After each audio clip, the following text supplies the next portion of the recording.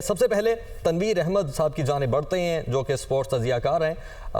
सुहेब मकसूद की जाने बढ़ते हैं। सुहेब साहब, बहुत शुक्रिया आपने हमें ज्वाइन किया। आज का जो मैच होने जा रहा है, सबसे पहले तो ये बताइए कि आपकी एक्सपेक्टेशंस क्या हैं और किस तरह से आपको आज की जो तैयारी है हमारी टीम की वो दिखाई दे रही है।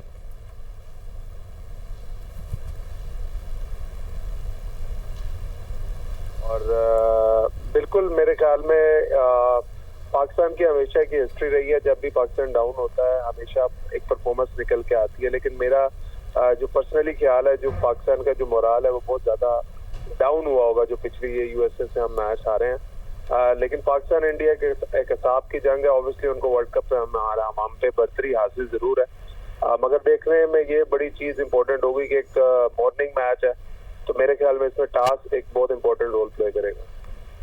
टॉस, और आपकी नज़र में टॉस जीतकर किसको पहले बैट फर्स्ट सिलेक्ट करना है?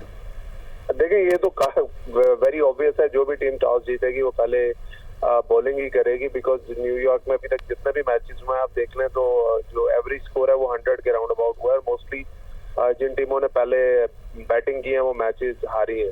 तो मेरे ख्याल में अगर पाकिस्तान का जो मुझे बेस्ट चांस लगता है, अगर पाकिस्तान टॉस जीत के पहले बॉलिंग करता है तो उसमें हमारी बॉलिंग लाइन में वो फास्ट बॉलरों में वो चीज है कि वो इंडियन बैटिंग को प्रेशराइज कर सकते हैं। और बाद में ऑब्वियसली जब आप पहले बैटिंग करते हैं आपके माइंड में 115-120 रन नहीं होते, आप 160-70 के लिए जाते हैं, जो कि इस पिच पे मुझे बहुत मुश्किल है।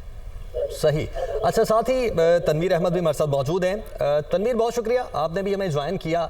आप आज के मैच को किस तरह से देख रहे हैं, खास तौर पर जो पिच की कंडीशन है, जिस तरह से सुहेब ने बात की है कि अगर टॉस जीतकर हम बैटिंग करते हैं तो हमारे लिए एज होगा। What is your take on it? मैं सर इससे पूरा 100% एग्री करता हूँ। इन्होंने पिच थोड़ी सी चेंज भी की है, इसको रीसरफेस किया गया है कल से। ये डालस की पिच से बहुत मुख्तलिफ पिच है। डालस की पिच काफी ग्रासी थी, उसमें बाउंस पूरा इवन आ रहा था। यहाँ पे जो है वो ग्रास नहीं है, ग्रास तकरीबन खत्म कर दी गई है। मुश्किलात जो है ना वो काफी आ सकती हैं जो भी टीम पहले बैटिंग करेगी। इस तरह का पाकिस्तान का लाइनअप है तो पाकिस्तान को काफी एडवांटेज हो सकता है। दूसरी, यहाँ पे जो अभी मैं देख रहा हूँ काफी बादल छाए हुए हैं, हवा भी चल रही है, मॉइस्चर है हवा में, तो जो भी टीम पहले बॉलिंग करेगी ना उसको स्विंग भी मिलेगी और डेफिनेटली उनको एडवांटेज होगा। और दूसरा ये देखे कि जब पाकिस्तान लास्ट टाइम इंडिया से जीता था तो उस वक्त भी पाकिस्तान ने पहले बॉलिंग की थी, उनको अंडर प्रेशर करके एक टारगेट जो था ना वो 150 से कम गया था। तो अगर आज पाकिस्तान जीत जाता है टॉस तो मेरे ख्याल में पाकिस्तान मैच भी जीत सकता है। सही।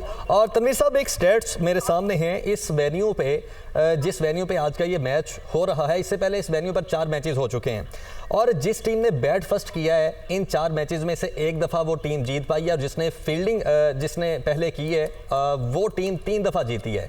तो इस स्टेट को मद्देनज़र भी रखते हुए आप यही समझते हैं कि यही ऑप्शन होना चाहिए? बिल्कुल जी, यही होना चाहिए। और आज तो जो कंडीशंस है ना मौसम को देखते हुए वो तो और ज्यादा फेवरेबल है। जो भी टीम पहले बॉलिंग करती है ना उसके चांसेस और ज्यादा हो जाते हैं। जैसा कि मैंने पहले अर्ज किया कि यहाँ पे अभी जो बादल छाए हुए हैं, थोड़ी थोड़ी हवा चल रही है, हवा में मॉइस्चर भी है, तो डेफिनेटली जो सीमर्स बॉलर्स हैं उनको काफी मदद मिल सकती है। जिस तरीके से हमारे शाहीन है या आमिर इन स्पेशली ये जो 2 लेफ्ट आर्म सीमर्स है ना, ये पूरे का पूरा मैच इन पर डिपेंड करेगा कि किस तरीके से ये बॉल को अपनी फेवर में यूटिलाइज करते हैं। ठीक है। अब्दुल रऊफ साहब भी हमारे साथ मौजूद हैं, उनकी जाने भी बढ़ते हैं। तनवीर साहब, आप हमारे साथ ही मौजूद हैं। रऊफ साहब, बहुत शुक्रिया, आपने भी हमें ज्वाइन किया। आज की जो पिच की कंडीशन है उस पर तो हम बात कर ही रहे हैं, साथ ही साथ जो हमारी बॉलिंग साइड है उसको आप किस हद तक देख रहे हैं और बॉलिंग कॉम्बिनेशन आपकी नज़र में आज कौन कौन से होने चाहिए? देखिए, मेरा ख्याल है कि पाकिस्तान इतना ज्यादा चेंजिंग वगैरह तो नहीं करेगा, क्योंकि बॉलिंग में पाकिस्तान के पास इतना ज्यादा जो बंच है वो इतना ज्यादा स्ट्रांग नहीं है कि किसी नए को खिलाएं। लास्ट मैच में इन्होंने थोड़ी सी गलती ये की थी कि अमर, क्योंकि आपको पता है कि उनकी एज भी 34-35 ईयर्स हो चुकी है, तो वो जब किसी इस तरह की सीनियर प्ले की प्रिपरेशन होती है, मैच खेलता है, तो 20 ओवर की प्रिपरेशन होती है और उसमें उन्होंने अपना स्पेल काउंट किया होता है कि 4 ओवर करेंगे। तो इनकी जो फिटनेस है वो इस काबिल नहीं थी कि उनसे 5वां ओवर करवाया जाता। तो ये जो आप मैनेजमेंट जिसको आप बहुत ज्यादा पैसा देते हैं या आप जिसको कैप्टन बनाते हैं, तो उसमें इतनी समझबूझ होनी चाहिए और उसको एग्जैक्टली ये पता होना चाहिए कि कौन सा बॉलर है, उसकी स्ट्रेंथ क्या है, उसमें कितनी एनर्जी है, क्या वो 4 ओवर का स्पेल करवा के एक 20 मैच खेल कर दोबारा वो सुपर ओवर के काबिल है या नहीं है। तो वो जब उससे ओवर करवाया वो पाकिस्तान को बहुत बुरी तरह कास्ट कर गया। तो ये आप देखें कि कॉम्बिनेशन से इतना ज्यादा फर्क नहीं पड़ेगा, क्योंकि कॉम्बिनेशन वही खेलेगा जब बॉलिंग इन्होंने लास्ट मैच में खिलाई है। ज्यादा से ज्यादा एक इमाद वसीम चेंज होकर अंदर आ जाएगा, मगर उसमें बात यह है कि आपकी जो मैनेजमेंट है वो प्लान कैसे करेगी, और उसके बाद जो वो प्लानिंग करते हैं क्या आपके कैप्टन में इस काबिल है कि वो उसको अंदर इस तरीके से एग्जीक्यूट कर सकें जिस तरीके से वो बाहर बैठ के प्लानिंग करते हैं। तो ये है असल इश्यू जो पाकिस्तान टीम के साथ चल रहा है। आप जितने भी अच्छा कॉम्बिनेशन खिला रहे हैं, जब तक आप प्लान नहीं करेंगे और प्लान को अच्छे तरीके से एग्जीक्यूट नहीं करवाएंगे ग्राउंड के अंदर, आपका मैच जीतना बहुत ज्यादा मुश्किल हो जाएगा। अच्छा रऊफ, आप भी और हम देख रहे हैं कि उस दिन से आमिर ने जो ओवर करवाया उस पर तनकीद तो हो रही है, लेकिन यहाँ पर एक क्वेश्चन भी रेज होता है। अगर उस दिन के उस मैच के स्टैट्स देखे जाएं तो जो सबसे बेटर इकोनॉमी थी 4 ओवर्स की वो आमिर की थी। आमिर ने 4 ओवर्स में 6 की इकोनॉमी से वो 4 के 4 ओवर्स करवाए थे। उस वक्त गालिबन जो वहाँ की उस टाइम की मैनेजमेंट और कप्तान थे उनको यही लगा कि यार जिस बंदे ने इस टीम के साथ सामने सबसे अच्छी बॉलिंग करवाई है उसी को हम अगर सुपर ओवर दे देते हैं तो वो अच्छा परफॉर्म करेगा। तो अगर ये देखा जाए एंगल, तो ये एंगल तो बिल्कुल ठीक था कि आपने आमिर को ओवर दिया, क्योंकि 6 की इकोनॉमी के साथ उसने 4 ओवर करवाए हैं, बाकी सबको इससे ज़्यादा स्कोर पड़ा।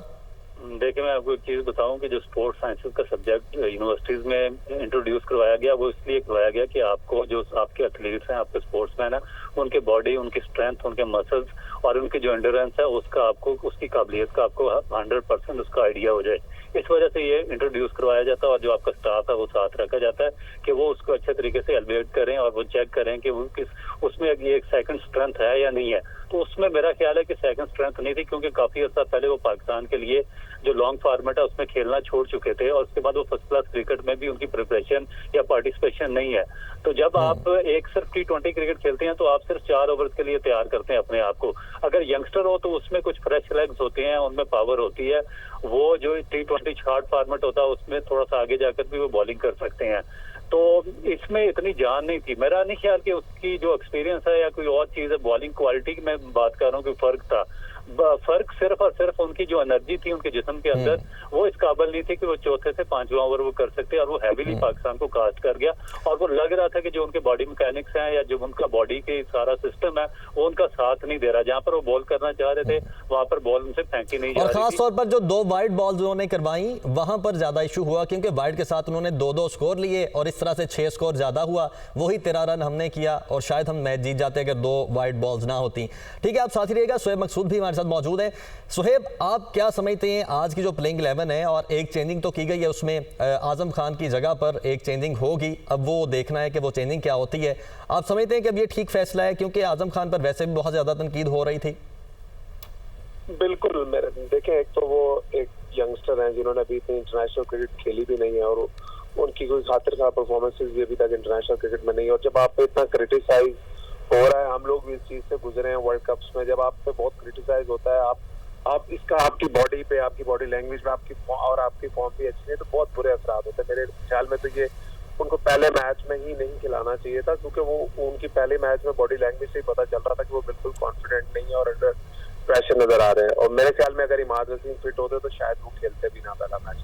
तो मेरे ख्याल में भी यही लग रहा है कि पाकिस्तान टीम में एक ही तब्दीली होगी, इमाद वसीम आएंगे आजम खान की जगह। और बाकी आई थिंक बिल्कुल मैं रऊफ भाई की बात को सेकंड करता हूँ जो उन्होंने मोहम्मद आमिर के बारे में की। अब मोर देन दैट के 4 से 5 ओवर नहीं करा सकते, ऑब्वियसली इतनी फिटनेस उनकी होगी, लेकिन जब आपने इतने सालों से इंटरनेशनल क्रिकेट नहीं खेली होती, भले आप दुनिया की सारी लीग्स खेलते हैं, इंटरनेशनल क्रिकेट की जो क्वालिटी है, इंटरनेशनल क्रिकेट का जो प्रेशर है वो बहुत एक्सट्रीमली ज्यादा है लीग क्रिकेट से। तो जब आप पे प्रेशर आता है तो तब आपकी बॉडी उस तरह रिएक्ट नहीं करती। ऑब्वियसली मेरे ख्याल जो bowlers international cricket, Naseem Shah एक बहुत बेहतर ऑप्शन हो सकते थे मेरे ख्याल में सुपर ओवर। ठीक है, इस पर मैं आपसे मजीद भी बात करता हूँ। खासतौर पर चलें, पहले जो ओवर हो गया हमें 19 स्कोर तक जाना पड़ा, वो तो हो गया पहले ओवर में जितना स्कोर पड़ा। और सुपर ओवर में हमारी जो बैटिंग थी उस वक्त स्ट्राइक एंड पे किसको आना था पहले, क्या फ़खर को आना था या इफ्तिखार को ही आना था, इस पर भी बात करता हूँ। लेकिन तनवीर अहमद साहब एक बार फिर से हमारे साथ मौजूद हैं। तनवीर साहब, आप इस वक्त अमेरिका में मौजूद हैं, वहाँ पर जो सेंटिमेंट्स हैं, ख़ासतौर पर जो पाकिस्तानी लोग वहाँ पर मौजूद हैं, उनके सेंटिमेंट्स क्या हैं ख़ासतौर पर आज के मैच को लेके? और पिछले मैच में हमने देखा कि आजम खान की हम बात कर रहे थे तो एक वाकया भी पेश आया, जब वो जा रहे थे तो किसी ने कोई बात की जिस पर आजम खान ने गुस्से से देखा भी और फिर वो चले गए वापस।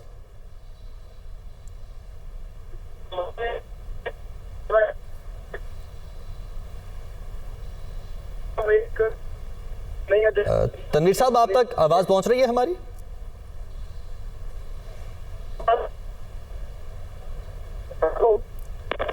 जी जी, आप तक आवाज़ पहुंच रही है? तनवीर साहब, आप सुन पा रहे हैं हमें? चलें तनवीर साहब, आपसे ज़रा टेक्निकल इश्यूज़ हैं, उनके बाद दोबारा बात कर लेते हैं। सोहेब आबे की जानिब आऊँगा। जिस तरह से हमने अभी जो ओवर हुआ सुपर ओवर, उसमें बॉलिंग की बात तो कर ली हमने, आमिर ने जिस तरह से ओवर करवाया उसकी बात तो कर ली, लेकिन वहाँ पर सबसे बड़ा एक क्वेश्चन मार्क ये था कि स्ट्राइक पे किसने आना था। क्या जो कि हमारा स्ट्रॉन्ग हिटर है फ़खर जमान, जिसको हम कंसिडर करते हैं, क्या हमने उसको स्ट्राइक पे लाना था या फिर इफ्तिखार ही बेस्ट ऑप्शन था?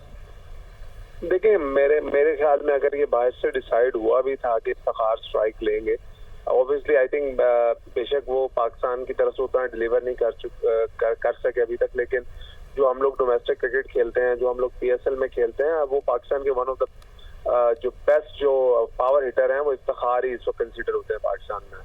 लेकिन जब अब अंदर चले गए थे, आपने देख लिया कि उनकी तरफ से बॉलिंग कराने लेफ्ट आर्म फास्ट बॉलर आ रहा है, तो वो उस टाइम पे आई थिंक जो दो बैट्समैन अंदर थे उनकी रिस्पॉन्सिबिलिटी थी कि वो फ़खर जमान खुद डिसीजन लेते कि यार मैं स्ट्राइक लूंगा, बिकॉज बिल्कुल जितनी भी